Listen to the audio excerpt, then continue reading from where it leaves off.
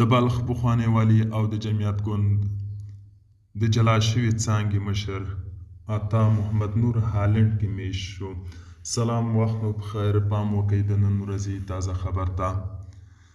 د جمعیت اسلامي ګوند د جلا شوي شاخې مشر او د بلخ پخوانی والي عطا محمد نور له عربي اماراتو څخه کډه کړې او له کورنۍ سره یو ځای هالنډ هیواد کې میشت شوی دی.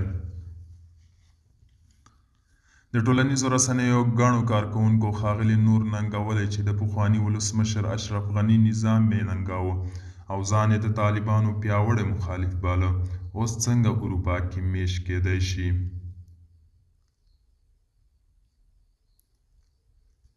دغو فعالانو د بلخ پخوانی والي ته د پیغور په ډول لیکلي: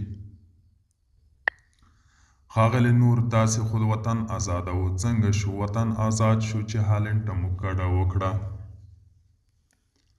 د ایکس پاڼې یو بل کارکوونکي ښاغلي نور ته لیکلي: د شمال امپراتوره، خدای دې وکړي چې سیاسي پناه مو قبوله شي.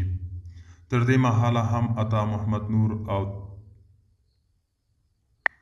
او نه هم د هغوی کورنۍ او نږدې سرچینو دغه خبره تایید کړې ده.